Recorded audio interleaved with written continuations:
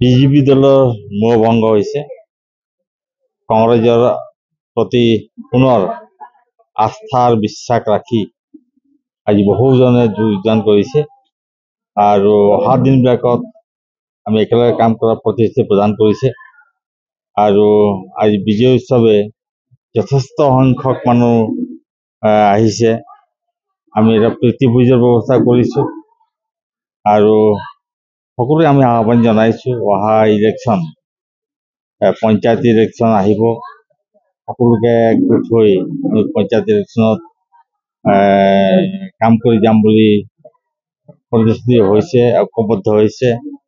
সেইকাৰণে আজি বহুতে যোগদান কৰিছে, বহুত পুৰণি বিজেপি কৰ্মীয়ে আজি যোগদান কৰিছে। গতিকে আশা ৰাখিছোঁ দলটো পুনৰ কংগ্ৰেছ দলটো পুনৰ শক্তিশালী ৰূপত কোনস্থানত জয়লাভটো কৰিছেই, কিন্তু অহা দিনবিলাকত আৰু খুব ধুনীয়াকৈ খুব ভালকৈ সুন্দৰভাৱে আমি পঞ্চায়তত আৰু অহা 26ত জয়লাভৰ কাৰণে আমি ব্যৱস্থা গ্ৰহণ কৰিম আৰু লাইনে লাইনে আৰু বিভিন্ন ধৰণৰ বুথত আমি যাম আৰু যিবিলাক লোক বিজেপিৰ গুচি গ'ল কংগ্ৰেছৰ পৰা তেওঁলোকক পুনৰ আমি অনুৰোধ জনাম আহিবৰ কাৰণে। আৰু ভাৰতবৰ্ষৰ যেনেধৰণে পৰিৱৰ্তন আনিছে ঠিক তেনেধৰণে আমাৰ উন্নত হৈছে, আজি কোনস্থানত হৈছে। গতিকে মই এইখিনিতে সকলোকে ধন্যবাদ জনাইছোঁ। বিশেষকৈ বনোৱা সমস্যা দেখা যায় চাহ বাগিচা অঞ্চলত আৰু এইবাৰ লোকসভা নিৰ্বাচনত আমি দেখিবলৈ পাইছোঁ আপুনি ক'ব বিচাৰে নেকি? আপুনি ক'ব নেকি যে বিজেপি মোহভংগ হৈছে চাহ শ্ৰমিক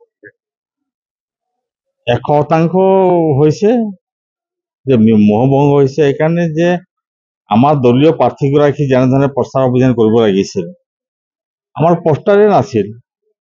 তৎসত্বেও আমাৰ যেনেধৰণে বাহুবল, বিজেপিৰ বাহুবল, যেনেধৰণে ধনবল তেওঁলোকৰ যিটো চেষ্টা কৰিছিল তাৰ তুলনাত কংগ্ৰেছৰ একোৱেই নাছিল।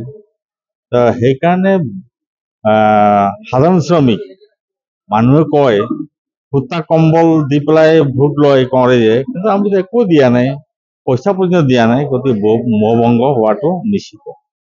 ভোট পাবৰ কাৰণে এই যে নতুন নতুন ওলাই আহি সৰ্বানন্দ সোণোৱালৰ সময়ত হওক বা মোদীৰ প্ৰথম চৰকাৰবিলাকতে হওক ভোটটো পাবৰ ভোটটো পাবৰ কাৰণে কেন্দ্ৰীয় মন্ত্ৰী দিলে। যেতিয়া অতি বেয়া দিন আছিল তেতিয়া ৰামেশ্বৰ তেলী আছিল। আজি যেতিয়া ভাল দিন আহি গ'ল তেতিয়া তেওঁলোকে চাহ পাহৰি গ'ল। গতিকে চাহ লোকসকলেও যাতে বিজেপিক তেওঁলোকে কৰা অপমান যাতে মনত ৰাখে তাতো আমি বিচাৰিম। কি কি কাৰণ আপুনি দেখি পায় চাহ শ্ৰমিক এতিয়া যোগদান কৰা উদ্দেশ্যটো হ'ল আমিও বিজেপি আছিলোঁ, কিন্তু বিজেপিত থকা সময়ত আমি দেখিলোঁ 10 বছৰ কাৰ্যকাল বিজেপি বৰ্তমান এতিয়াও চলি আছে। কিন্তু বৈ বস্তুৰ যিটো দাম এতিয়া আমাক 5 কেজিকে মাহেকত প্ৰত্যেক মানুহ 5 কেজিকে চাউল, কিন্তু 5 কেজি চাউল মানুহে কেইদিন খাব? এনেই হিচাপ কৰিব গ'লে 5 দিন চাউল 5 দিনে হয় 5 কেজি চাউল, কিন্তু সেই 5 কেজি চাউল 5 দিন যায়, কিন্তু 25 কেজি চাউল কিনিব লগা হয়। তাৰ বৰ্তমান এতিয়া চাউলৰ আগত আছিলে আপোনাৰ মানে 20 টকাৰ পৰা 30 টকাৰ ভিতৰত আছিলে চাউলৰ দাম, কিন্তু এতিয়া বৰ্তমান 40 টকা।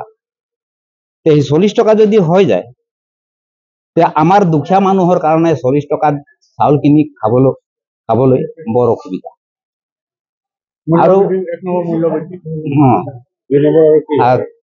2 নম্বৰ হৈ গ'ল আমি যেতিয়া আমাক মানে ইলেকশ্যন সময়তহে খোজে, বাকী সময়ত নোখোজে। আপোনাৰ নেতা দলঙৰ নেতা বিধায়ক ভূপেশ শ্ৰমিক নেতা সংঘৰ ছেক্ৰেটাৰী তেওঁৰ কামত আপোনালোকে সুখী নহয়? আমি সুখী নহয় বৰ্তমান এতিয়া কেলেনো আমি বাগানত যিটো কাম সমস্যা চলি আছে সেই বাগানৰ সমস্যাবিলাক এতিয়া ক'বলৈ গ'লে বহুত হেৰি লাগিব, ইমানখিনি নকম মই। বাগানৰ সমস্যা বহুত আছে আমাৰ। আমি এতিয়া বৰ্তমান আমি একো সমাধান কৰি দেখি পোৱা নাই। সমস্যাবিলাক বাঢ়ি গৈ আছে এই মানে সেইবিলাক কাৰণ লৈ আমি বিজেপিত জইন কৰিলোঁ বিজেপিৰ পৰা কংগ্ৰেছত জইন কৰিলোঁ আপোনাৰ বাহনখনক লৈ আপুনি সমস্যাৰ সন্মুখীন হৈছে নেকি অথবা আপোনাৰ বাহনখন মেৰামতিৰ প্ৰয়োজন নেকি যদি প্ৰয়োজন তেন্তে পলম নকৰিব আপোনাৰ প্ৰিয় বাহনখনৰ যিকোনো সমস্যা সমাধানৰ বাবে সাজু হৈ আছে RN automobiles denting and painting mechanical works electrical works running জবছৰ লগতে আন বহুতো সুবিধা উপলব্ধ আমাৰ ৱৰ্কশ্বপত আমাৰ এক্সপাৰ্ট মেকানিকৰ দলে কম সময়ত আৰু অতি কম খৰচত আপোনাৰ বাহনখনক দিব অন্য এক মাত্ৰা গতিকে পলম কিয় আজিয়ে লৈ আহক আপোনাৰ বাহনখন আমাৰ ঠিকনা RN অটোমোবাইলছ VIP ৰোড তিনচুকীয়া অধিক তথ্যৰ বাবে যোগাযোগ কৰক 9954526711